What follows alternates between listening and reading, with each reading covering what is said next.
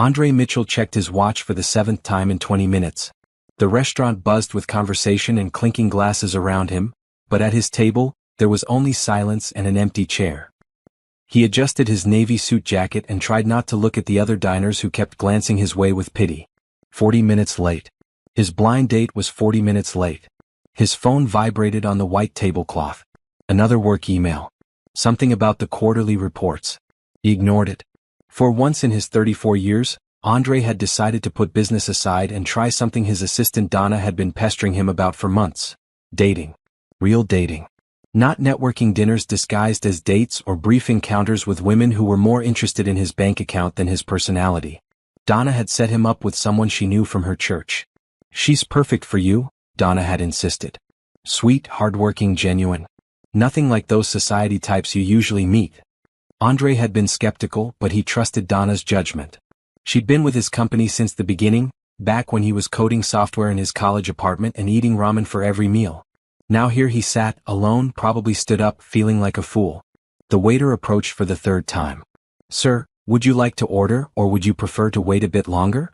Andre opened his mouth to say he'd take the check and leave, when a small voice interrupted. Are you waiting for someone special? He looked down. A little girl stood beside his table, maybe 5 years old, with dark brown skin, cornrow braids decorated with colorful beads, and the biggest, most curious brown eyes he'd ever seen. She wore a bright yellow sundress with white flowers on it. Andre found himself smiling despite his disappointment. I was supposed to meet someone for dinner, yes. Is she your girlfriend? No, we've never actually met before. The little girl's eyes widened. So she might be a stranger? I suppose so. My mama says you should never talk to strangers. She said this very seriously, as if sharing important wisdom. Andre laughed. Your mama is right. But sometimes strangers become friends. And sometimes friends become family, the girl said, nodding like this was obvious. I'm Sophie. Now we're not strangers anymore. I'm Andre. It's nice to meet you, Sophie. Sophie climbed up into the empty chair across from him without invitation. Are you sad that your maybe girlfriend didn't come? He considered lying, giving some polite adult answer, but something about Sophie's direct gaze made him want to be honest. A little bit, yeah. I was looking forward to meeting her. Maybe she got lost. Or maybe she's helping someone. My mama is always late because she's helping people. She's a nurse. That sounds like a good reason to be late. Are you going to leave? Sophie asked, tilting her head. I was thinking about it. But what if she comes and you're gone? Then you'll both be sad. Andre blinked. Out of the mouths of children. You make a good point, Sophie. I know, she said confidently. I'm very smart. My teacher says so. For the next 10 minutes, Sophie entertained him with stories about her kindergarten class, her best friend Tyler who ate paste, and her pet goldfish named Rainbow.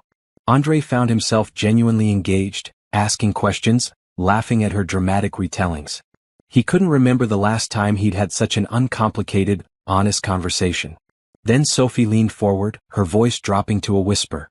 Can I ask you something? Of course. Do you believe in love? Real love. The question caught him off guard. That's a pretty big question for someone so young. My mama says love is the most important thing in the whole world. She says it's bigger than money or jobs or anything. Do you think that's true? Andre thought about his own life. The companies he'd built, the money he'd accumulated, the success that everyone envied. And yet, he went home every night to an empty penthouse apartment. He couldn't remember the last time someone had asked him how his day was and actually cared about the answer. Yes, he said quietly. I think your mama is right. Sophie beamed. Good. Because mama needs someone who understands that. Before Andre could ask what she meant, a woman's voice called out across the restaurant, breathless and panicked. Sophie. Sophie, where are you? A beautiful African-American woman rushed into the dining room, her eyes scanning frantically. She wore a bright red dress that looked hastily thrown on, and her natural hair was pulled back in a clip with a few curls escaping around her face. Her expression was pure panic until her eyes landed on Sophie at Andre's table. The woman hurried over, relief and embarrassment flooding her features. I'm so sorry. She just disappeared. I turned my back for 1 second. She reached for Sophie's hand.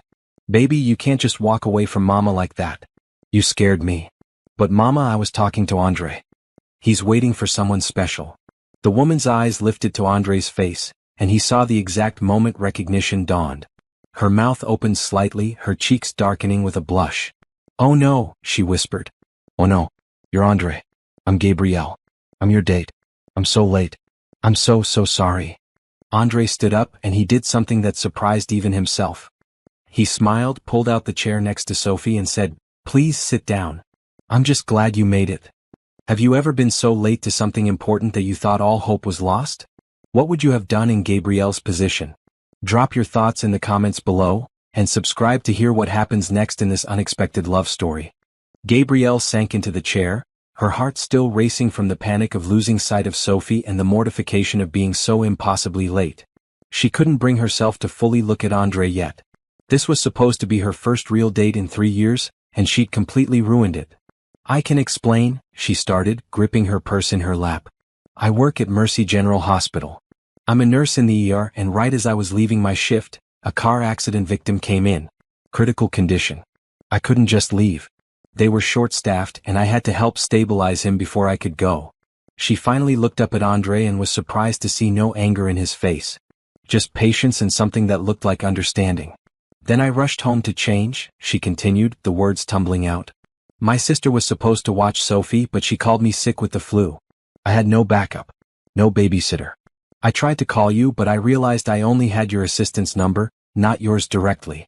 I couldn't just leave Sophie alone, so I thought maybe I could bring her and explain and you'd understand or at least not completely hate me, but then we hit traffic and the parking was impossible to find, and then Sophie ran ahead into the restaurant before I could stop her." Gabrielle took a breath, aware she was rambling. "I completely understand if you want to leave. This whole thing is a disaster. I'm so sorry I wasted your time." Andre glanced at Sophie, who was watching them both with intense interest, then back at Gabrielle. "Did the patient make it? The accident victim?" The question surprised her. "What? The person you stayed to help. Are they okay?" Gabrielle blinked. Yes, he's stable now. They got him to surgery." "Then you didn't waste any time at all," Andre said simply. "You saved someone's life. Everything else can wait for that." Tears pricked at Gabrielle's eyes unexpectedly. She'd been prepared for anger, for accusations that she wasn't serious about dating, for disappointment. "Not this. I already like your date, Mama," Sophie announced. "He said strangers can become friends and friends can become family." "Sophie baby, use your inside voice," Gabrielle said softly, embarrassed. But Andre was smiling. "She's right. That is what I said." The waiter returned, looking relieved that the table was finally complete. They ordered, Sophie requesting chicken fingers with the confidence of someone who'd been dining out her whole life, though Gabrielle knew the truth was they rarely could afford restaurants like this. As they waited for the food, the conversation began to flow naturally. Andre asked about Gabrielle's work, and she found herself telling him about the challenges of emergency medicine, the patients who stayed with her, the moments of crisis and triumph. He listened intently, asking thoughtful questions that showed he was truly engaged. "What about you?" Gabrielle asked. "Donna said you run a tech company, but she was mysterious about the details." "Donna likes to keep my life private," Andre said with a slight smile. "I started a software company about 10 years ago. We develop security systems for hospitals and businesses, actually. The kind of thing that runs in the background, keeping data safe. That's important work. Not as important as what you do. I protect data. You protect actual human lives." Gabrielle felt her cheeks warm. It had been so long since someone had really seen her work as valuable. Her ex-husband had always complained that nursing meant irregular hours and modest pay, as if that somehow diminished its worth. Sophie, who had been coloring on the paper placemat the waiter had given her, suddenly piped up. "Mama works really hard. Sometimes she comes home so tired she falls asleep in her work clothes. But she always reads me a story before bed, even when she's sleepy." "Sophie," Gabrielle said gently, mortified. But Andre's expression had softened. "That's because your mama loves you very much." "I know," Sophie said matter-of-factly. "She tells me every single day." The food arrived and they ate together like they'd known each other for years instead of an hour. Sophie entertained them with more stories from school, and Andre surprised Gabrielle by engaging with her daughter as if she were a real person, not an inconvenience to be tolerated. He asked Sophie about her favorite subjects, about Rainbow the goldfish, about what she wanted to be when she grew up. "A doctor," Sophie declared. "Like Mama but different. Mama fixes people who are hurt. I want to fix people who are sad." "That's called a therapist or a counselor," Gabrielle explained. That's a beautiful dream, baby. Andre, are you ever sad? Sophie asked, with the bluntness only children possess. The question seemed to hit him somewhere deep. He set down his fork and considered it seriously. Sometimes, yes. Why? Sophie, that's personal, Gabrielle interjected. It's okay, Andre said. He looked at Sophie. I think sometimes I get sad because I spend a lot of time working, and not a lot of time with people who care about me. Does that make sense? Sophie nodded solemnly. You need more friends. I think you might be right. You can be friends with me and Mama, Sophie offered generously. We're good friends. We share our snacks and everything. Andre laughed, a real genuine laugh that transformed his whole face. Gabrielle felt something shift in her chest, a flutter of hope she'd been trying to suppress. As dinner wound down, Gabrielle reached for her purse to split the check, but Andre waved her off. Please let me. I insist. That's not fair. I was the one who was late. And you were late saving someone's life. I'm not going to let you pay on top of that. His tone was gentle but firm. Gabrielle wanted to argue, wanted to maintain her independence, but she also thought about her checking account and the stack of bills at home. Pride was expensive and sometimes grace meant accepting help. Thank you, she said quietly. That's very kind. Thank Donna. She was right about you. What did she say? That you were genuine. That's rare in my world. They walked out of the restaurant together, Sophie between them, holding both their hands. In the parking lot, under the glow of the street lights, Andre turned to Gabrielle. I know this wasn't the evening you planned, he said, but I'd like to see you again. Both of you, if that's okay. Gabrielle's heart soared. Really? Really? Maybe somewhere more kid-friendly next time. What do you think, Sophie? Sophie jumped up and down. The aquarium. Can we go to the aquarium? Andre looked at Gabrielle, his eyes warm. The aquarium it is. As they drove home that night, Sophie chattering happily in the back seat, Gabrielle let herself believe that maybe, just maybe, good things could still happen. That kindness still existed. That love, real love, might be possible after all. 2 weeks passed in a blur of text messages, phone calls, and a growing sense of possibility that Gabrielle hadn't felt in years. Andre had been true to his word. The day after their dinner, he'd texted to ask how her shift went. The next day, he'd sent flowers to the hospital with a note that said, for someone who saves lives and raises an amazing daughter. Gabrielle had cried in the break room, and Tanisha, her best friend and fellow nurse, had demanded the full story. Now, on a sunny Saturday afternoon, they stood in front of the city aquarium. Sophie bounced on her toes with excitement, wearing a bright blue dress that matched the ocean theme. Andre had insisted on driving them in his car, a sleek black sedan that Sophie had declared fancy but nice. I've never been here before, Sophie announced as they walked through the entrance. Never? Andre looked genuinely surprised. Gabrielle felt a familiar pang of guilt. Admission is expensive and with our budget. She trailed off, not wanting to explain the financial tightrope she walked every month. Andre's expression softened with understanding, not pity.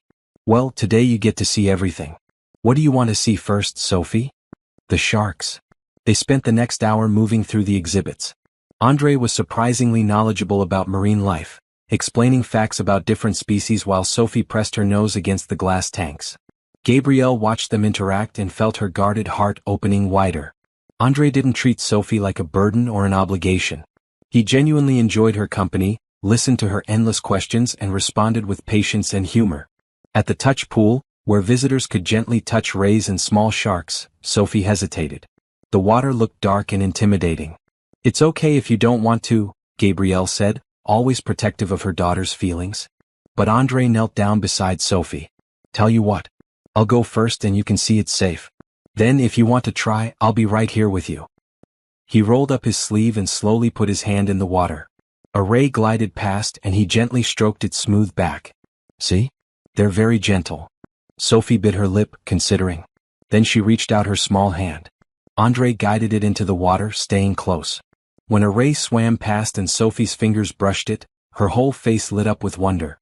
Mama, I did it. I touched a ray. Gabrielle's eyes misted. These moments, these small victories of childhood, meant everything. And Andre had helped make it happen. They stopped at the cafe for lunch. While Gabrielle went to the counter to order, Andre and Sophie sat at a table near the window overlooking a massive tank filled with tropical fish. Sophie swung her legs and studied Andre carefully. After a long moment of silence, she spoke in a quiet voice. Andre? Yes. Do you like my mama? Andre met her serious gaze. I like her very much. Like. The way grown-ups like each other when they want to be together all the time? He smiled at her phrasing. Yes, Sophie. Like that. Sophie nodded, processing this information. Then she glanced toward the counter where Gabrielle stood in line, and leaned forward to whisper. Are you going to marry her? The question hit Andre like a physical force. His heart started pounding. They'd only known each other for 2 weeks. It was too soon, too fast, completely illogical. And yet, sitting here with this little girl who looked at him with such hope, watching Gabrielle across the room as she smiled at something the cashier said, Andre realized something terrifying and wonderful. He could see it. He could actually see a future with them. That's a pretty big question, Andre said carefully. I know. But I want to know. Sophie's eyes were intense, searching his face. Because Mama has been sad for a long time. Since my daddy left. She doesn't think I notice, but I do. She cries sometimes when she thinks I'm asleep. And now she smiles again. Because of you. Andre felt his throat tighten. Sophie. I pray every night, Sophie continued, her voice wobbling slightly. I pray for a daddy who will love us. Not just Mama, but both of us. Someone who will stay. Do you think God heard my prayers? Before Andre could respond, before he could sort through the tangle of emotions rushing through him, Gabrielle's voice broke the moment. Sophie, Andre, I got us pizza and lemonade. She approached the table carrying a tray, her smile bright, completely unaware of the conversation she just interrupted. Sophie immediately shifted gears, becoming animated about the lunch options, but she shot Andre one more meaningful look that clearly said their conversation wasn't over. As they ate, Andre found himself watching Gabrielle more closely. The way she automatically cut Sophie's pizza into smaller pieces without being asked. The way she laughed freely, not the polite social laugh he was used to from the women in his usual circles, but real joy. The way she listened when Sophie talked, giving her daughter her full attention. This was what he'd been missing all his life. This warmth. This realness. This sense of belonging to something bigger than himself. After lunch, they continued through the aquarium. In the jellyfish room, where dim blue lighting cast everything in an otherworldly glow, Gabrielle stood close to Andre. Thank you for today, she said softly. Sophie is going to remember this forever. I'm going to remember it too, Andre replied. Their hands brushed and then Andre did something bold. He took her hand in his, interlacing their fingers. Gabrielle's breath caught, but she didn't pull away. They stood there together, watching the jellyfish drift through the water like dreams, while Sophie pressed against the glass a few feet away, completely absorbed. I'm not very good at this, Gabrielle admitted. Dating. Being vulnerable. Trusting. Neither am I, Andre said. But I'd like to try. With you. She looked up at him, searching his face for any sign of insincerity, and found only honesty. Okay, she whispered. Okay, let's try. Sophie turned around at that moment and saw them holding hands. Her smile was brilliant, and she gave Andre an exaggerated thumbs up that made both adults laugh. As they left the aquarium that afternoon, Sophie walked ahead, clutching the stuffed ray Andre had bought her at the gift shop. Gabrielle walked beside Andre, their hands still linked, both of them thinking about the same thing, how quickly everything could change. How love could sneak up when you least expected it. Sophie looked back at them and called out, Andre, you have to come to my school play next week. I'm playing a flower. I'll be there, Andre promised without hesitation. And Gabrielle knew in that moment that he meant it. That this man who'd started as a blind date might actually be the answer to prayers she hadn't even dared to speak out loud. The weeks that followed the aquarium trip blurred together in the best possible way. Andre became a fixture in their lives, so seamlessly integrated that even Sophie stopped remarking on his presence and simply expected him to be there. He showed up at Gabrielle's apartment one Tuesday evening after she'd texted him about a particularly brutal 12-hour shift. She'd mentioned being too tired to grocery shop, just an offhand comment, not a request for help. But when she got home, bags of groceries sat outside her door with a note. You save lives. The least I can do is make sure you're fed. Call me when you wake up. Inside the bags were fresh vegetables, fruit, chicken, pasta, and even Sophie's favorite cereal, the one with the marshmallows that Gabrielle usually said was too expensive. There were also ingredients for Gabrielle's favorite comfort meal, her grandmother's chicken stew, a detail she'd mentioned once in passing. The fact that he'd remembered made her chest ache with gratitude. True to his word, Andre had attended Sophie's school play. He'd sat in the audience beside Gabrielle, watching their little girl stand on stage in a flower costume made from poster board and pipe cleaners. When Sophie saw him in the crowd, her whole face had lit up, and she'd waved so enthusiastically that she'd nearly dropped her petals. After the show, Andre had brought flowers for Sophie, real ones, and told her she was the most convincing flower he'd ever seen. Sophie had declared it the best day of her life. Now, a month into whatever this relationship was becoming, Gabrielle sat in the break room at the hospital with Tanisha, picking at a salad while her friend studied her with knowing eyes. "You're glowing," Tanisha said. "It's disgusting." Gabrielle laughed. "I'm not glowing. I'm tired." Mrs. Patterson in room 4 kept trying to pull out her 4 all night. "You're glowing," Tanisha repeated. "And you smile at your phone every 5 minutes. That man has you completely hooked. He's different, T. He's not like anyone I've ever met." Tanisha's expression turned serious. "I know you think that now, Gabby. But men like Andre Mitchell don't stay with single mothers from the South Side. They have fun, they play house for a while, and then they move on to someone from their own world." The words stung because they echoed Gabrielle's own deepest fears. "That's not fair. You don't even know him." "I know his type. Rich, successful, powerful. They don't commit to women with complications. And baby, you and Sophie are complications. Don't call my daughter a complication. You know what I mean." Tanisha reached across the table, taking Gabrielle's hand. "I'm not trying to hurt you. I'm trying to protect you. I saw what Robert did to you. I held you while you cried for months after he left. I just don't want to see you get hurt again."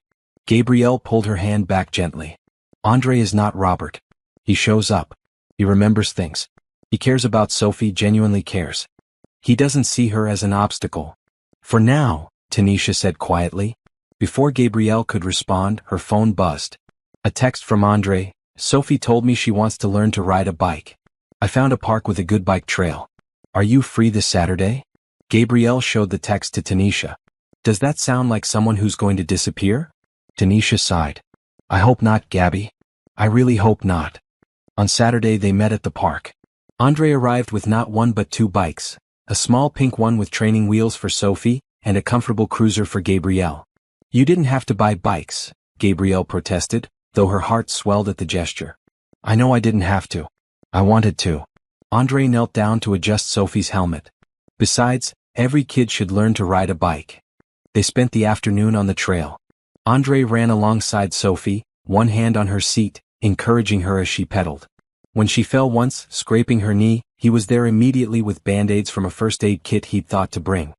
He cleaned the scrape gently while Gabrielle held Sophie, and then he made her laugh by putting a band-aid on his own knee too, "So we match."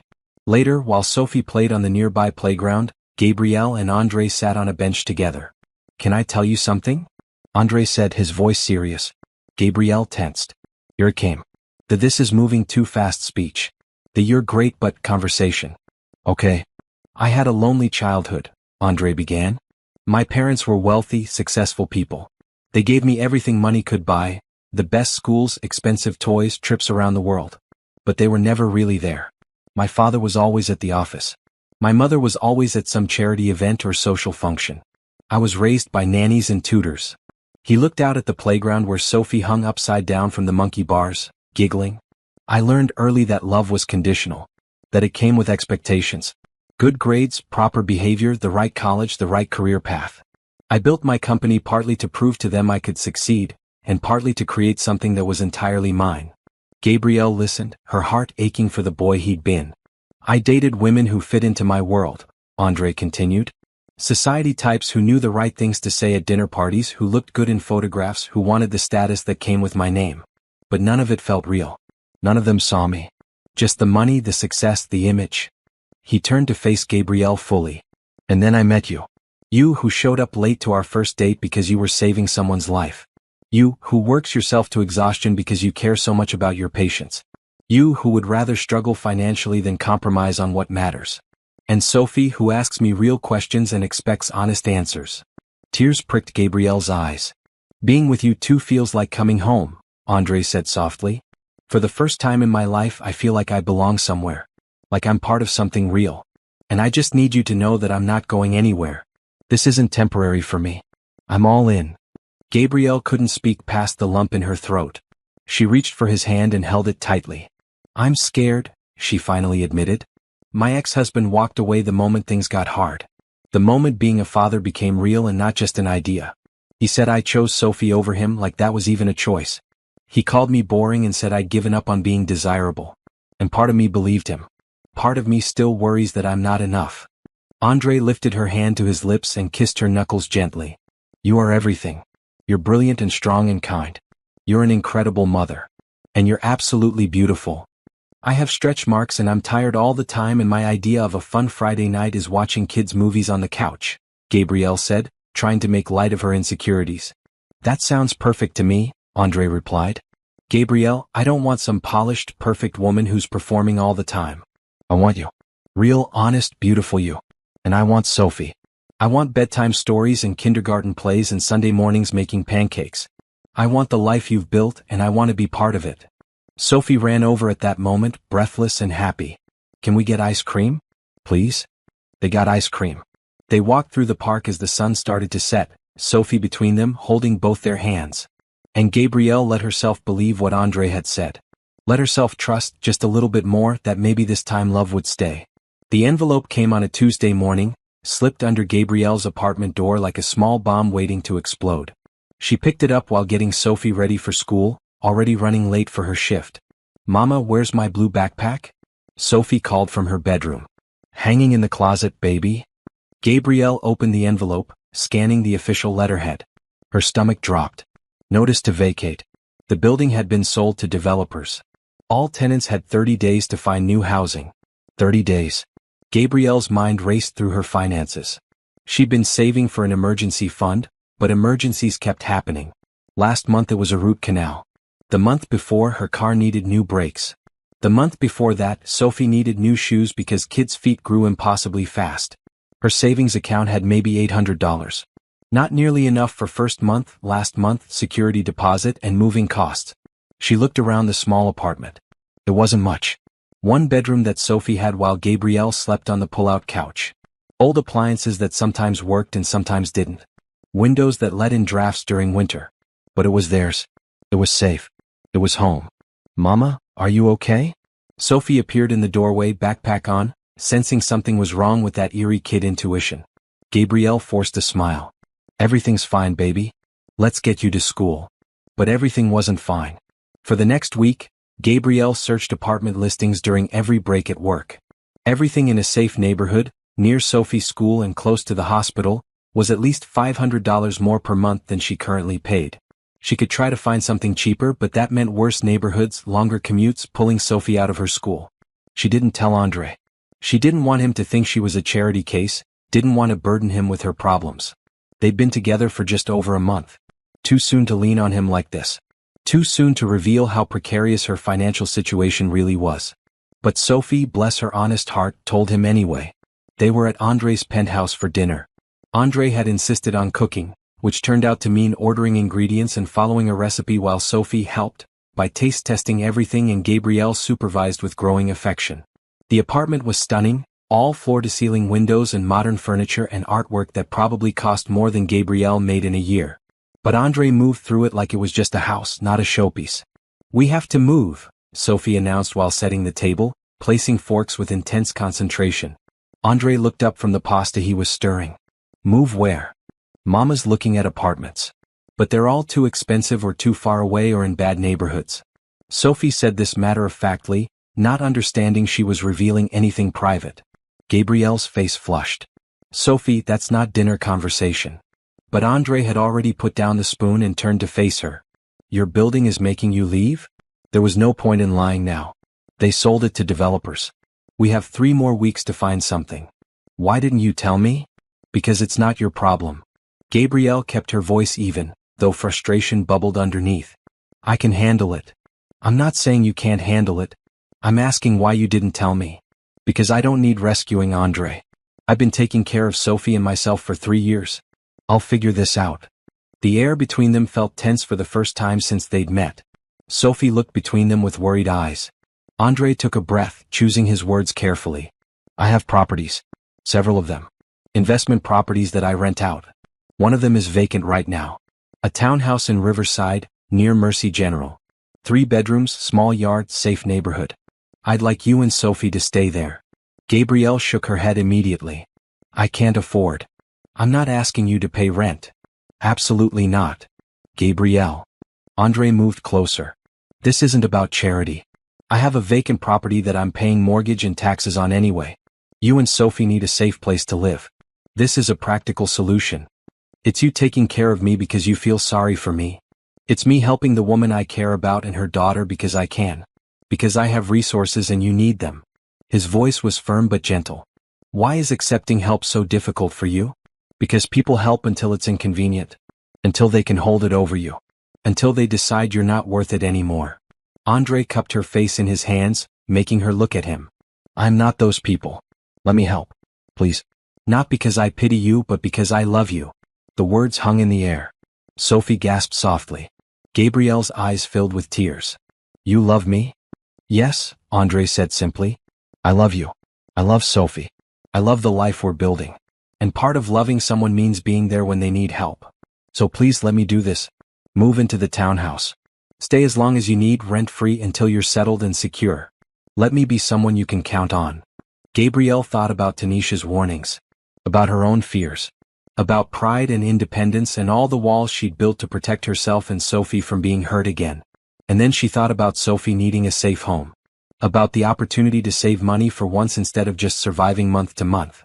About the man standing in front of her, looking at her with nothing but love and sincerity. Sometimes strength meant accepting help.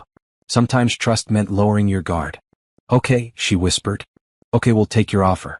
Thank you. Andre pulled her into his arms and she let herself lean into his strength. Sophie crashed into both of them, wrapping her arms around their legs. Does this mean I get my own room?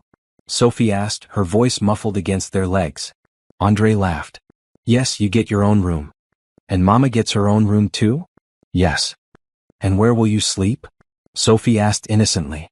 Both adults pulled back, faces flushed. Andre has his own home, baby, Gabrielle explained. Oh. Sophie considered this. But can he visit lots? As much as your mama will let me, Andre promised. The following Saturday, Andre showed up with a moving truck, despite Gabrielle insisting they didn't have that much to move. He'd brought friends from his office to help, 3 men who treated Gabrielle with friendly respect and kept Sophie entertained while they loaded boxes. The townhouse was beautiful. Hardwood floors, updated kitchen, big windows that let in natural light. Sophie ran through it shrieking with joy, claiming the bedroom with lavender walls as hers. Gabrielle stood in the master bedroom, twice the size of the entire apartment she'd been living in, and cried. Andre found her there. Good tears or bad tears? Good tears. Overwhelmed tears. She turned to him. This is too much. It's exactly what you deserve. He wrapped his arms around her waist. You and Sophie deserve safety and comfort. You deserve a home, not just a place to sleep. Please let me give this to you without guilt. Gabrielle nodded against his chest. I'm still going to pay you back someday. There's nothing to pay back. But if it makes you feel better, we can talk about rent once you're settled and have rebuilt your savings. Fair? Fair.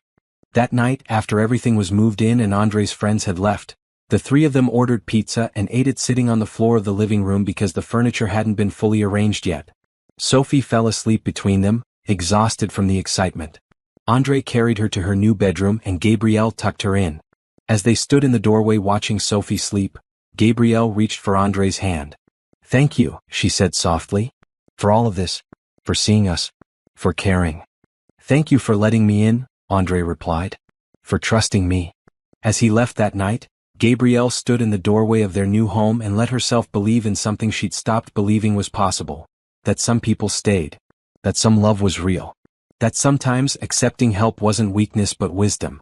The invitation arrived by courier, a formal card with embossed gold lettering. Andre's company was hosting its annual charity gala, benefiting children's hospitals across the city. At the bottom in Andre's handwriting, please come. I want everyone to meet the 2 most important people in my life. Gabrielle held the invitation with trembling hands. A gala. The kind of event where women wore designer gowns and everyone knew which fork to use and conversations revolved around stocks and summer homes in the Hamptons. The kind of event where a nurse from the South Side would stick out like a sore thumb. You'll be beautiful, Tanisha said, helping Gabrielle try on dresses in her bedroom while Sophie watched from the bed. And you're dating a billionaire. You belong there as much as anyone. Dating isn't the same as belonging, Gabrielle muttered, examining herself in a green dress. These people are going to take one look at me and know I don't fit. So what? Let them look. Tanisha zipped up the back.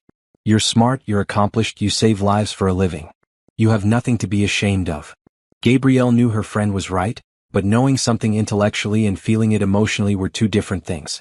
She thought about Andre's world, the one she glimpsed in his penthouse and in the casual way he spoke about business deals worth millions. She thought about her own world, double shifts and discount groceries and stretching every dollar. Mama, you look like a princess, Sophie declared, bouncing on the bed. The green dress did look good. Simple but elegant, hitting just below the knee with a neckline that was classy without being boring. Gabrielle had found it at a consignment shop, and Tanisha had altered it to fit perfectly. You think Andre will like it? Gabrielle asked Sophie. Andre likes you in anything, Sophie said with the confidence of someone who'd watched him look at her mother with obvious affection for weeks now. The night of the gala, Gabrielle's stomach twisted with nerves. Andre picked her up in a town car, wearing a tailored black suit that probably cost more than her monthly salary. When he saw her, his face transformed. You look stunning, he breathed. You clean up pretty well yourself. In the car, Andre took her hand. I should warn you. My parents will be there tonight. Gabrielle's stomach dropped. Your parents? The ones you haven't really spoken to in years? We speak. Briefly. Formally. Usually about business. Andre's jaw tightened. They know about you. I told them. They're not warm people, Gabrielle. They're going to judge you based on metrics that don't matter. Where you went to school, who your family is, what your pedigree looks like. Please don't let them make you feel small. That's a lot of confidence in someone you're warning me about. I know you. You're strong. But my mother in particular can be cruel without raising her voice or changing her expression. I just want you to be prepared. The gala was held at the Grand Plaza Hotel, in a ballroom that looked like something out of a movie. Crystal chandeliers, white linens, flower arrangements that probably cost more than Gabrielle's rent used to be. Women in designer gowns air-kissed each other. Men in expensive suits discussed mergers and acquisitions. Servers circulated with champagne and appetizers that looked like tiny works of art. Gabrielle felt every eye turned toward them as they entered. She lifted her chin and kept her hand steady in Andre's. Andre Mitchell. A man in his 60s approached, hand extended. Wonderful event as always. Thank you, Senator Bradford. May I introduce Gabrielle Anderson? The senator shook her hand warmly and they made small talk. Then more people approached. Business partners, company executives, clients. Andre introduced her to each one, his hand never leaving the small of her back, his pride in her evident. Some people were genuinely warm. Others looked through her like she was invisible. Gabrielle smiled through it all, made polite conversation, and tried not to feel like she was performing in a play she hadn't rehearsed for. Then Andre's parents arrived. Gabrielle saw them across the room, an older couple dressed impeccably, moving through the crowd with the ease of people accustomed to being important. Andre's father, Richard Mitchell, was tall with gray hair and sharp eyes. His mother, Patricia Mitchell, was thin and elegant, her face carefully maintained, her posture perfect. Here we go, Andre muttered. He led Gabrielle toward them. Mother. Father. Andre's voice was polite but distant. I'd like you to meet Gabrielle Anderson. Patricia's eyes swept over Gabrielle in one long, assessing look that felt like an X-ray. How do you do?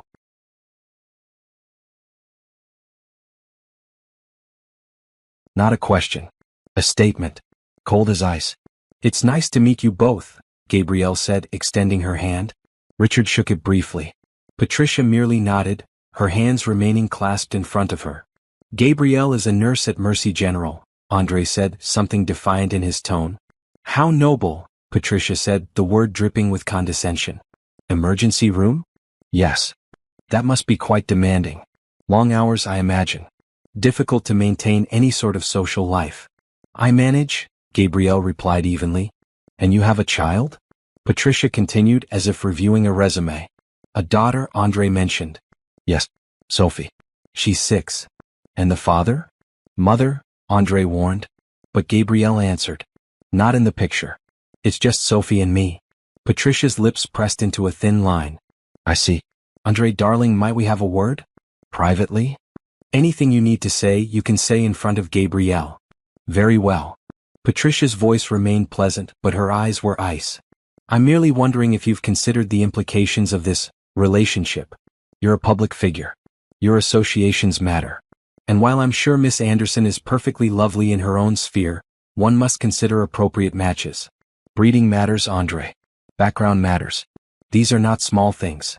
The words hung in the air like poison. Gabrielle felt her face flush with humiliation and anger. Before Andre could respond, a small clear voice cut through the tension. Excuse me. Everyone turned. Sophie stood there, wearing her yellow dress from the aquarium trip, holding hands with Tanisha, who'd agreed to bring her for the last hour of the event so she could see Mama looking like a princess. Sophie walked right up to Patricia Mitchell, looking up at her with those big, serious eyes. My name is Sophie, she announced. You're Andre's mama, right? Patricia looked down at the child, clearly not expecting to be addressed. I am. I heard what you said about my mama.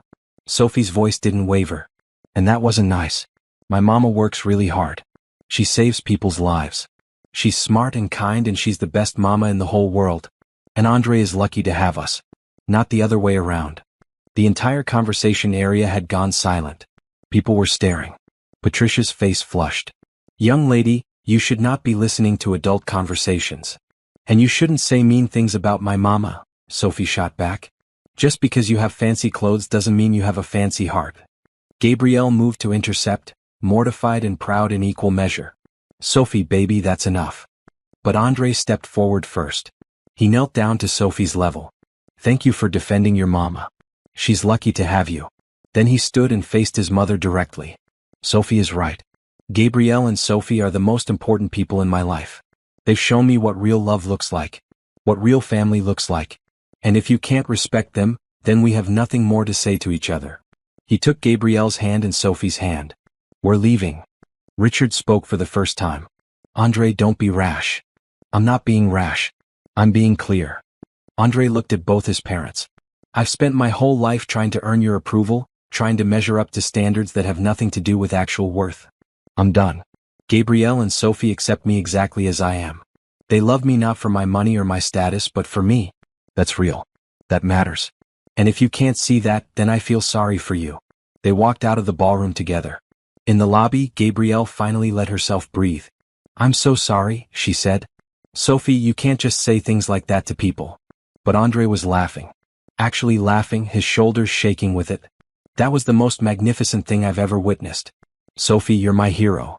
Sophie beamed. She was mean. She was. And you were brave. Andre lifted Sophie up, hugging her. Then he set her down and pulled Gabrielle close. I meant what I said in there. You and Sophie are my family. My choice. And no one gets to make you feel less than what you are. Tanisha wiped her eyes. Y'all are making me emotional. Can we get ice cream now? I feel like this moment calls for ice cream. They got ice cream. They sat in a diner still wearing formal clothes, eating sundaes and laughing about the look on Patricia Mitchell's face. Sophie fell asleep in the booth, exhausted from her big moment. As Andre carried Sophie to the car later, Gabrielle walked beside him, her heart full. He'd chosen them. Publicly, definitively, without hesitation. In front of everyone who mattered in his world, he'd chosen them. Maybe Tanisha had been wrong. Maybe some love really did stay. If you're moved by Andre's choice to stand up for love over status, hit that subscribe button so you don't miss what happens next. Drop a comment telling me what you would have said to Patricia. Sophie's 6th birthday approached like a bright spot on the calendar. She'd been marking off days with colored markers, counting down with the excitement only children possess for their special day. Gabrielle sat with her daughter on the couch in their townhouse living room one evening, flipping through party planning ideas on her tablet. What kind of cake do you want, baby? Chocolate? Vanilla? Rainbow? Rainbow, Sophie said decisively. Then she paused, her expression turning serious. Mama, can I tell you something? Of course. You can tell me anything. Sophie twisted her fingers together, a gesture she did when she was nervous. I know you'll get me presents and cake and everything. But that's not really what I want. Gabrielle set down the tablet, giving Sophie her full attention. Okay, what do you want? I want Andre to be my daddy. For real. The words hit Gabrielle in the chest. She'd known Sophie loved Andre, had seen their bond growing stronger every day. But hearing it stated so plainly, so hopefully, made her heart ache. Sophie, sweetie, those things take time. Andre and I are still figuring out our relationship. But you love him, right? Yes, Gabrielle admitted softly. I do love him. And he loves us. He said so. He did. But love and marriage are complicated grown-up things. Sophie's eyes filled with tears. I just want a family, Mama. A real family like other kids have.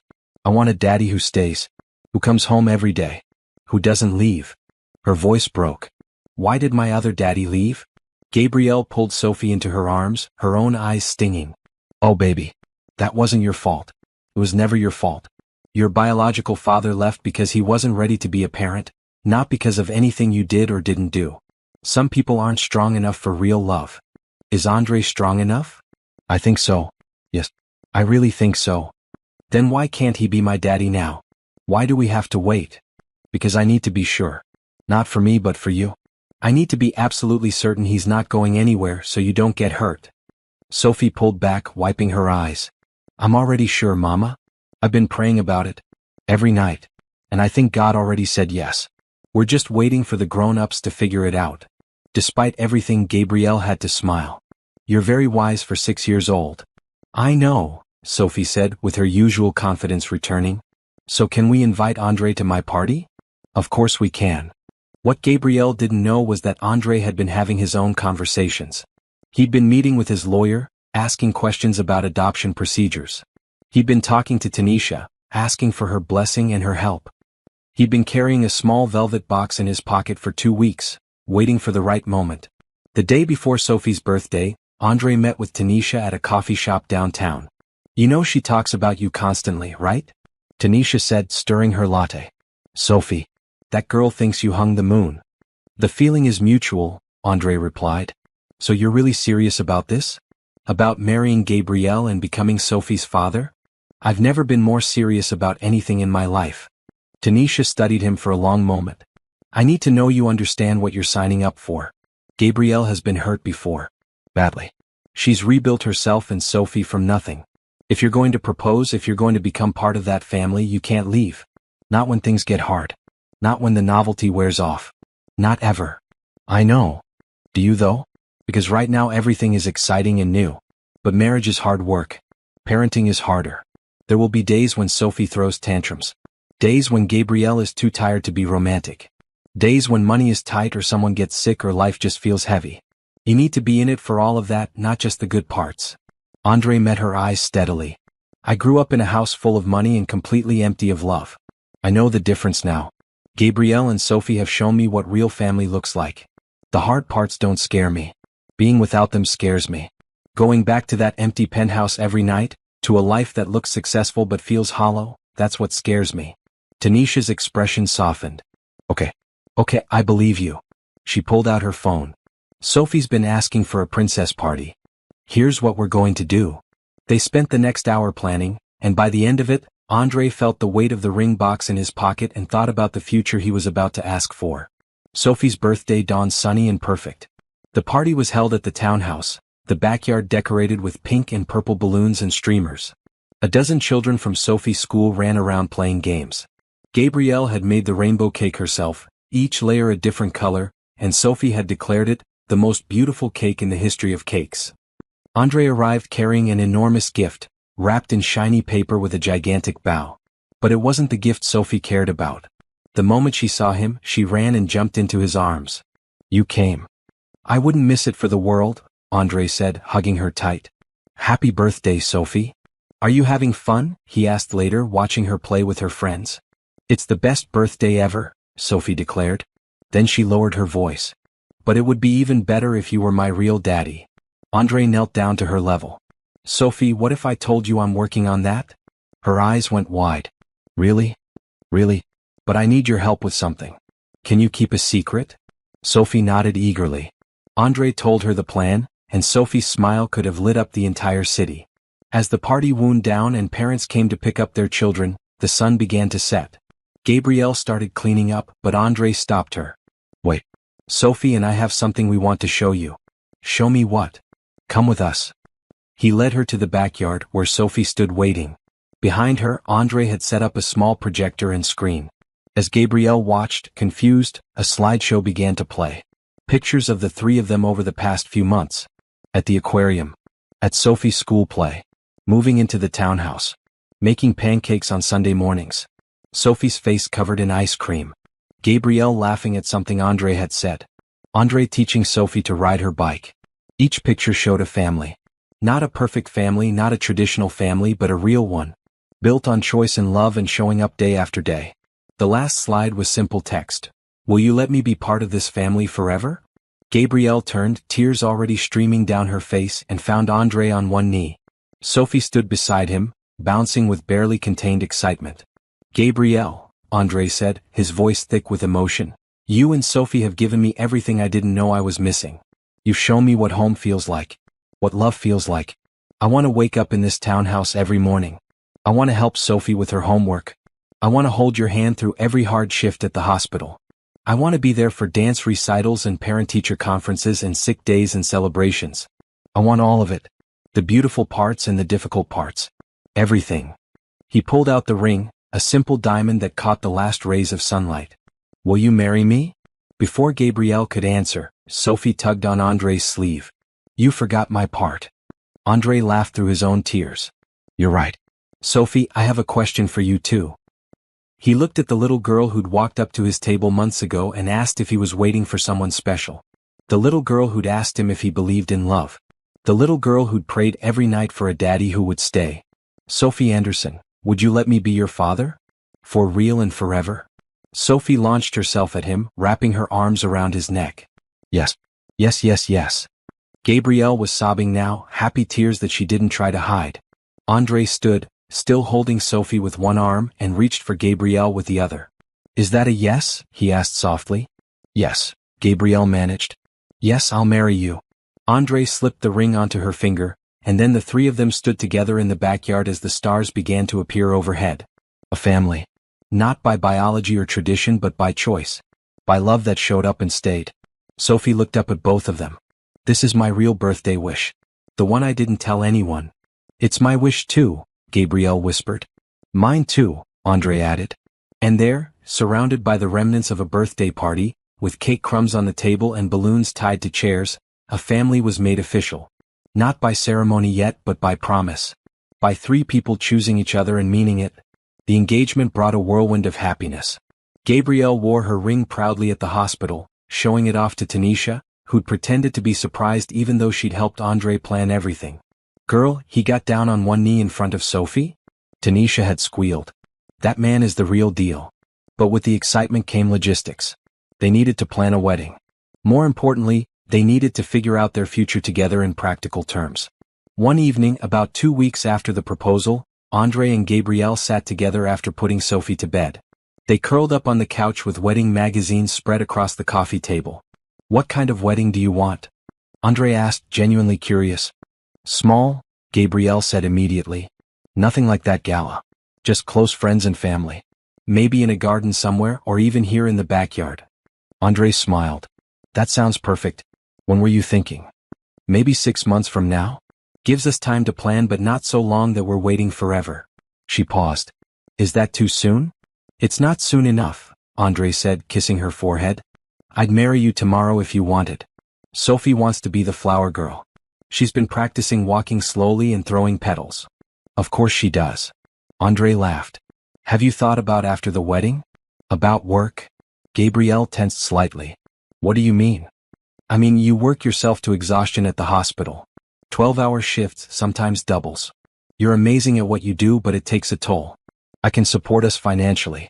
If you wanted to cut back on hours or even take some time off, you could. Andre. Gabrielle pulled back to look at him.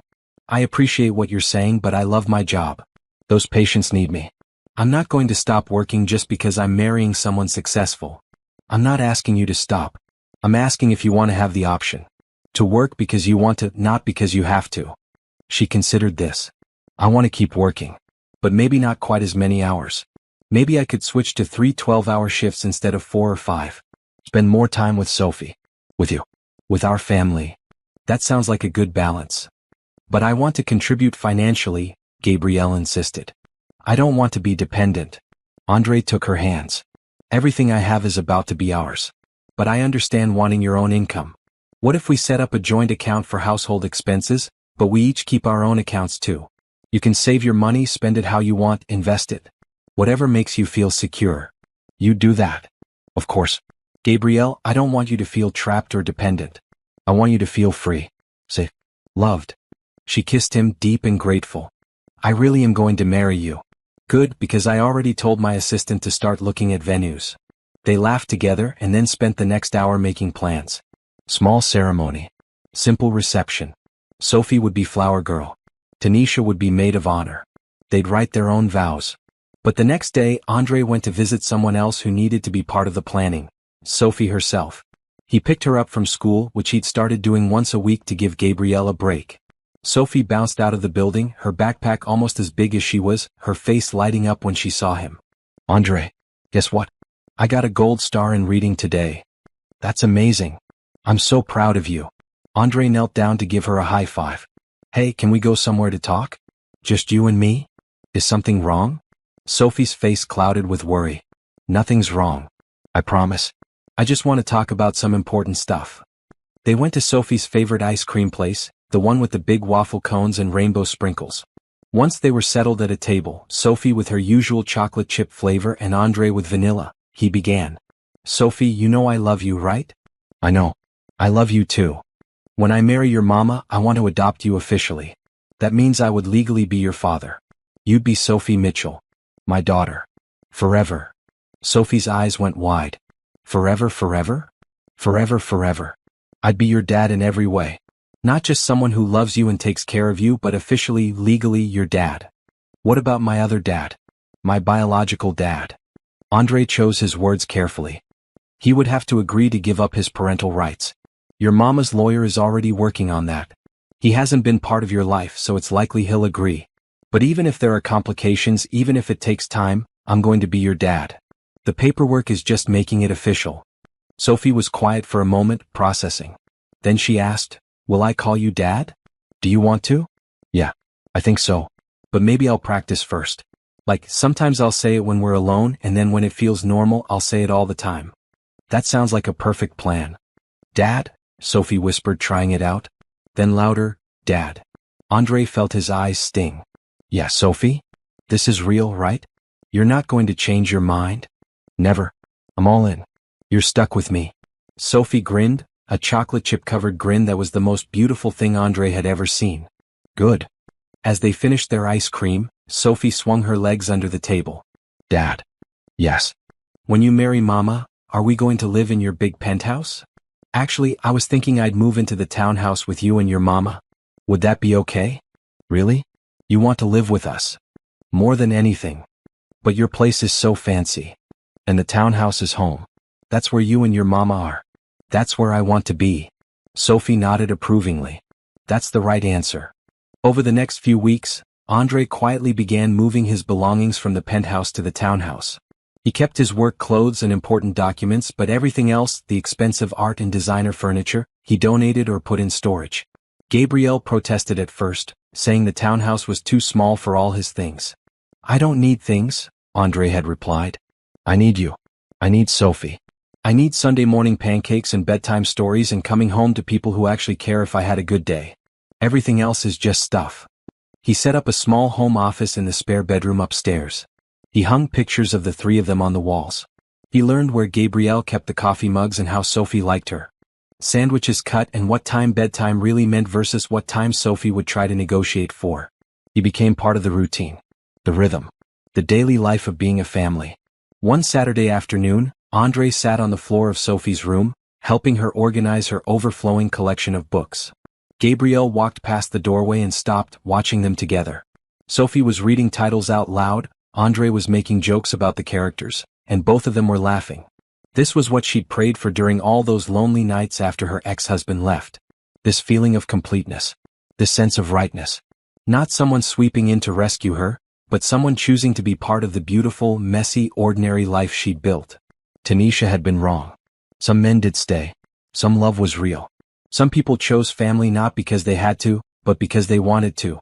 Andre looked up and caught Gabrielle watching. He smiled, that soft smile that was just for her and Sophie, and her heart filled to overflowing. They were going to be okay. More than okay. They were going to be happy. The wedding planning moved forward with a mix of excitement and practicality. They chose a date 6 months after the engagement. A Saturday in May when the weather would be perfect and the garden at the Botanical Gardens would be in full bloom. Gabrielle's wedding dress was simple and elegant, found at a local bridal shop with Tanisha's help. Ivory lace with a flowing skirt, nothing too formal or expensive. Sophie's flower girl dress was bright purple with sparkles, chosen by Sophie herself with the declaration that every princess needs sparkles. Andre's lawyer had been working on the adoption papers. The private investigator had tracked down Gabrielle's ex-husband Robert in another state. To everyone's relief, Robert had signed the papers giving up his parental rights without argument. He'd moved on, started a new family, and apparently had no interest in the daughter he'd abandoned years ago. "It hurts," Gabrielle had admitted to Andre when they received the signed documents. "Not for me but for Sophie. That her biological father cares so little. Then I'll care twice as much," Andre had promised. "I'll make sure she never doubts for a second that she's loved." The week before the wedding, Andre officially moved the last of his things into the townhouse. His penthouse sold quickly to a young entrepreneur who appreciated the modern aesthetic.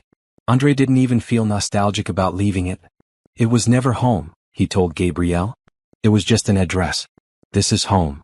The night before the wedding, tradition dictated they should sleep separately.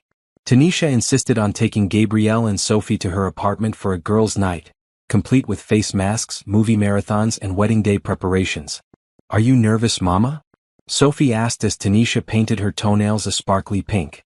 "A little," Gabrielle admitted. "But good nervous. Excited nervous." "Dad's probably nervous too," Sophie said casually. It was the first time she'd called him Dad in front of anyone else. Tanisha and Gabrielle exchanged glances. "Yeah, baby? It feels natural to call him that now."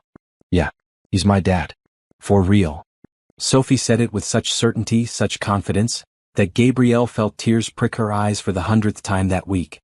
Meanwhile, Andre spent the evening with a few close friends from work and his lawyer, Marcus, who'd become something of a friend during all the adoption proceedings.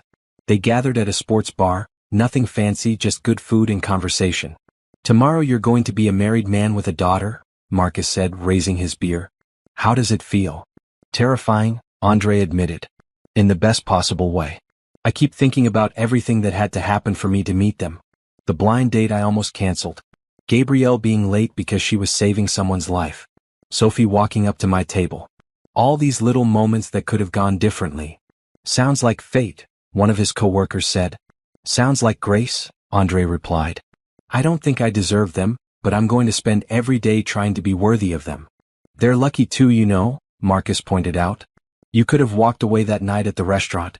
Could have decided a single mother was too complicated. Could have kept your distance. But you chose to stay, to show up, to be present. That's not nothing." Andre thought about this. About all the times he could have held back, protected himself, kept his heart guarded. And how glad he was that he hadn't. The wedding day dawned clear and beautiful. Gabrielle woke up in Tanisha's guest room with Sophie snuggled against her. "Today's the day, Mama," Sophie whispered. "Today's the day, baby." They spent the morning getting ready. Tanisha did Gabrielle's hair and makeup, keeping it simple and natural. Sophie wore her sparkly purple dress and practiced her flower girl walk in the hallway approximately 50 times. At the botanical garden, under an arch covered in white roses and green vines, Andre stood waiting. He wore a navy suit with a green tie that matched Gabrielle's eyes. His hands were shaking slightly. When the music started and Gabrielle appeared at the end of the aisle, Andre forgot to breathe. She was beautiful, yes, but more than that, she was real. Walking toward him with Sophie by her side, both of them smiling, both of them his family. Sophie walked ahead, throwing rose petals with intense concentration and waving at friends in the small gathering of chairs. When she reached Andre, she looked up at him and whispered, "Don't cry, Dad." But Andre was already crying, just a little, as Gabrielle reached him and took his hands. The ceremony was short and meaningful. They'd written their own vows, and when it was Gabrielle's turn to speak, her voice was steady and clear. "Andre, you came into my life when I'd stopped believing in fairy tales. You showed me that love doesn't always look like what we expect. Sometimes it looks like showing up late to a first date because you're saving someone's life, and the person waiting doesn't leave. Sometimes it looks like choosing to see potential in a single mother and her 6-year-old daughter instead of complications. Sometimes it looks like becoming a family not because you have to, but because you want to. I promise to love you, support you, and be your partner in everything. Thank you for choosing us." Andre's vows were equally heartfelt. "Gabrielle, I've been successful in business, but I was failing at life until I met you. You taught me what matters. You taught me that showing up is more important than showing off. That love is measured not in grand gestures but in daily choices to be present. I promise to show up every day for the rest of our lives. For you, for Sophie, for the family we're building. You are my home." When the officiant pronounced them married, Andre kissed Gabrielle softly, then picked up Sophie and hugged both of them. The small gathering cheered. At the reception held in the garden's event space, they ate cake and danced and celebrated. Sophie gave a speech that she'd written herself, reading carefully from a piece of paper. "My mama and my dad are getting married and I'm very happy. My dad is nice and he helps with homework and he doesn't get mad when I spill things. My mama is the best mama in the world. And now we're all a family." The end. The guests laughed and applauded. Andre lifted Sophie onto his shoulders so she could see everything. Later, during the first dance, Gabrielle rested her head on Andre's chest. "This is perfect," she whispered. "It really is. I was so scared to trust again. So scared to believe this could be real." "I know. I was scared too. Scared I wouldn't be enough. Scared I wouldn't know how to be a good husband or father. You're going to be amazing at both." The song ended and then Sophie ran up, demanding a dance with both my parents.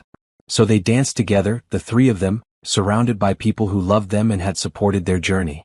That night, after the reception ended and they returned to the townhouse, they tucked Sophie into bed together. "Best day ever?" Andre asked her. "Best day ever," Sophie confirmed, already half asleep.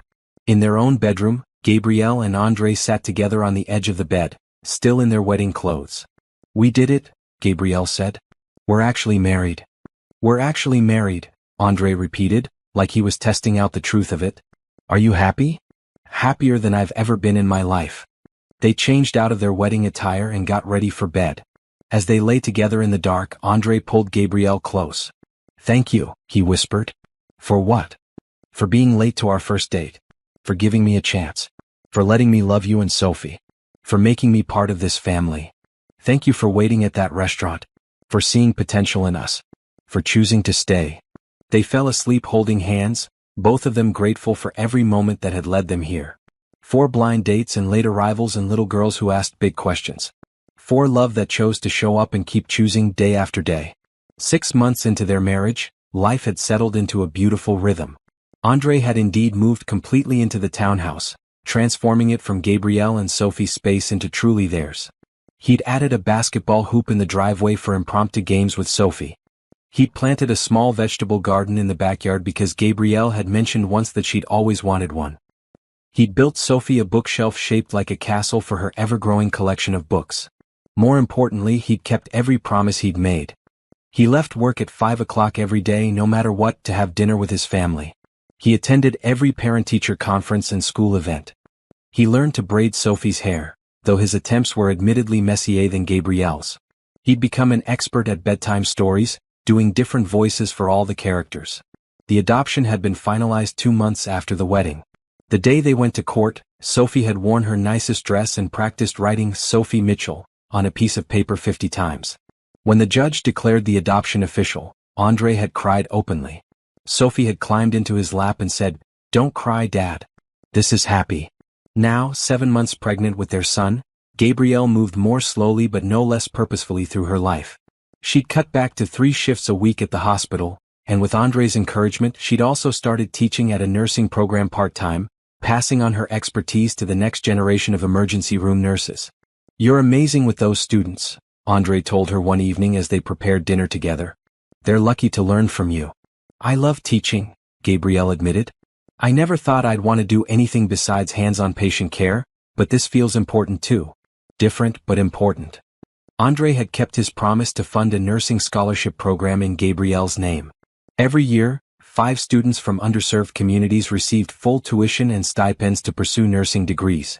The first cohort had just started, and Gabrielle had been invited to speak at their orientation. "You've saved more lives than I ever will with my security software," Andre said, kissing her forehead. "And now you're helping others save even more. That matters." Sophie burst into the kitchen carrying a drawing. "Look what I made at school. It's our family." The picture showed 4 stick figures, a tall one labeled Dad, a medium one labeled Mama, a small one labeled me, and a tiny one labeled Baby Brother. "That's beautiful," Gabrielle said, admiring it. "Should we put it on the refrigerator?" "Yes. right in the middle where everyone can see. As Sophie carefully arranged the drawing among the other artwork, photos, and important papers covering the refrigerator door, André and Gabrielle exchanged a look. This was their life now. Refrigerator art and family dinners and the organized chaos of a home filled with love. André's company had continued to grow. He'd promoted several key employees and had started working from home 2 days a week to be more present. He'd also started a program at his company offering flexible schedules for parents, inspired by his own experience of trying to balance work and family. People perform better when they're not stressed about childcare or missing important moments, he'd explained to his board of directors. Taking care of our employees' families means they can take care of our company better. The board had been skeptical at first, but productivity had actually increased. Other tech companies had started reaching out, asking about the program. André had been invited to speak at conferences about work-life balance and family-friendly business practices. A year ago, I would have laughed at the idea of being a spokesperson for work-life balance, André had told Gabrielle. I was the worst at it. And now you're the best, she'd replied. Because you actually understand why it matters. André's relationship with his parents had thawed slightly. Patricia had sent a formal apology letter after the gala incident, though the words had been stiff and clearly difficult for her to write. Richard had called a few times, making awkward attempts at conversation. They'd sent an expensive gift when Sophie's adoption was finalized. They're trying, André had said. It's not much, but it's something. Do you want them to meet the baby when he's born? Gabrielle asked. Maybe. They can be kind and respectful. I'm not going to expose our children to judgment or criticism. But if they genuinely want to be part of our lives, I'm willing to try. Sophie had recently turned 7, though she insisted she was 7.5, because the half year mattered when you were that age. She'd started 2nd grade and had declared her intention to become either a doctor like Mama or a business owner like Dad, or possibly both. You can be whatever you want, André had assured her. The world is wide open for you. Now, on a cool evening in late October, the family prepared for their weekly dinner out. It had become a tradition. Every Friday night, they went out to eat somewhere Sophie chose. She took this responsibility very seriously, researching options and presenting her selection like a corporate presentation. This week, she'd chosen the restaurant where André and Gabrielle had their first date. Are you sure? Gabrielle asked. There are lots of places closer to home. But this is where you met, Sophie insisted. It's special. So they drove to the upscale restaurant downtown. The host recognized them immediately and smiled warmly. Over the past months, they'd become regulars, though now they always had reservations. They were seated at the same table where André had waited that night, where Sophie had walked up and asked if he was waiting for someone special. André looked around, remembering how empty and lonely he'd felt, how close he'd come to leaving. What are you thinking about? Gabrielle asked, reaching across the table to take his hand. About how everything could have gone differently. If I'd left before you arrived. If I'd decided a single mother was too complicated. If I'd kept my walls up. But you didn't, Gabrielle said softly. You stayed. You chose us. Best decision I ever made. Sophie looked between them. Tell me the story again. About the first time you met. They'd told her the story dozens of times, but she never tired of hearing it. So André and Gabrielle took turns narrating their first meeting, Sophie interjecting with her own memories of that night. And then you walked right up to André's table, Gabrielle said, even though I told you to stay close to me. But I knew he was nice, Sophie said. I could tell. You could tell, huh? André smiled. Yeah, you had kind eyes. And you listened to me like I was a real person, not just a kid. You are a real person, André said seriously. One of the most real people I know. The waiter approached to take their order. As they waited for their food, Sophie pulled out a piece of paper from her pocket. I have to tell you both something important, she announced. Okay, Gabrielle said intrigued. Sophie unfolded the paper and read carefully. I've been thinking a lot about being a big sister. When baby brother arrives, I'm going to teach him important things. Like how to be brave and how to share and how to ask good questions. I'm also going to tell him how lucky he is to have a mama and dad who love each other and stay together. Her voice wavered slightly on the last part. Even now, echoes of her biological father's abandonment still surfaced sometimes. André moved his chair closer to Sophie's. And we're going to tell him how lucky we all are to have you. The brave, smart, kind girl who asked me if I believed in love when I'd almost forgotten that I did. I changed your life, Sophie said. It wasn't a question, just a statement of fact. Yes, you did. You and your mama both. The food arrived and they ate together, talking and laughing. Gabrielle felt the baby kick, and she guided Sophie's and Andre's hands to her belly so they could feel. He's strong, Sophie declared. Just like his mama and his sister, Andre said. After dinner they walked outside. The night was clear, stars visible despite the city lights. Sophie walked between her parents, holding both their hands, a position she'd claimed as her own. As they approached the car, Sophie suddenly stopped. Wait, I want to ask you both something. What is it, baby? Gabrielle asked. Sophie looked up at Andre seriously. Dad, do you remember the question I asked you that day at the aquarium? When Mama went to get lunch. Andre's heart skipped. I remember. You never really answered. You said we'd talk about it later. Sophie took a breath. Are you going to stay with us forever? The question hung in the autumn air. It was the same question really that she'd been asking in different ways since the day they met. The question every child who'd been left behind needed answered over and over until they could finally believe it. Andre knelt down so he was eye level with Sophie. Yes, forever and ever. There is nothing that could make me leave. No argument, no difficulty, no amount of time. I'm your dad. That's forever. What if you and Mama fight? Then we'll work it out because that's what families do. What if I do something bad? Then we'll deal with it together because I love you no matter what. What if? Sophie's voice dropped to a whisper. What if you just change your mind one day? Andre pulled her into his arms. I won't. Sophie, I legally adopted you. That means according to the law, I'm your father just as much as if you'd been born to me. But more than that, I chose you. I choose you every day. And I will keep choosing you every day for the rest of my life. Sophie buried her face in his shoulder. Promise? I promise. On everything I have. On everything I am. I promise. When they finally pulled apart, both of them had tears on their faces. Gabrielle was crying too, one hand on her pregnant belly, the other wiping her eyes. Okay, Sophie said, nodding. Okay, I believe you. And in that moment something shifted. A last piece of fear and doubt fell away, replaced by certainty. By trust. By the knowledge that this family, this love, was real and permanent. They drove home through the city streets, Sophie chattering about school in the back seat, the crisis moment already processed and released the way children do. Andre and Gabrielle held hands across the center console. Back at the townhouse, they went through the bedtime routine that had become sacred. Sophie's bath, pajamas, brushing teeth, 2 stories, 1 song, kisses and hugs from both parents, night light on, door cracked. Good night, Mama. Good night, Dad, Sophie called as they left her room. Good night, sweetheart, they replied together. In their own room, Andre and Gabrielle got ready for bed. As they lay together in the dark, Gabrielle's head on Andre's chest, his hand resting on her pregnant belly, they reflected on how far they'd come. Are you happy? Andre asked, the same question he'd asked on their wedding night. Happier than I ever thought possible, Gabrielle replied. You?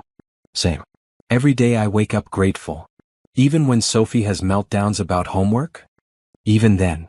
Even when I'm too tired to be romantic? Even then. Gabrielle, I meant what I said to Sophie. I choose this. I choose you, I choose her, I choose the baby, I choose this life. The beautiful parts and the hard parts. All of it. We're very lucky, Gabrielle whispered. So many people never find this. I know. And I never take it for granted. They fell asleep holding each other, both of them thinking about the journey that had brought them here. A blind date. A late arrival. A 5-year-old girl with big questions and a bigger heart. Chance or fate or grace, it didn't matter which. What mattered was that they'd all chosen each other. The next morning, Sophie crawled into their bed at dawn, a weekend ritual they'd established. She snuggled between them and they lay there together as the sun rose through the windows. I love our family, Sophie announced sleepily. We love our family too, Andre replied. And that was the truth, the complete and simple truth. They loved their family. The one they'd built together out of hope and faith and showing up day after day. The one that proved love didn't always look like fairy tales, but sometimes looked better. More real. More lasting. This wasn't an ending. It was a beginning. The start of a life filled with ordinary moments that were actually extraordinary because they were shared. Morning coffee and school drop-offs and grocery shopping and dinner conversations. Homework help and bedtime stories and Sunday pancakes and family game nights. A life built not on grand gestures but on daily choices to be present, to be kind, to be there. A life where love wasn't just a feeling but an action, repeated over and over until it became as natural as breathing. They'd all been waiting for someone special that night months ago. Waiting without knowing it, perhaps. But they'd found each other, and in finding each other, they'd found home. The story could have ended a dozen different ways. But it ended like this, with a family of 4 soon to be, with a townhouse full of laughter and love, with a man who'd learned that success meant nothing without someone to share it with a woman who'd learned to trust again, and with a little girl whose prayers had been answered not with perfection but with something better. With people who chose to stay. And they lived not happily ever after, because life is never that simple, but happily, deliberately, gratefully together. Choosing each other. Every single day.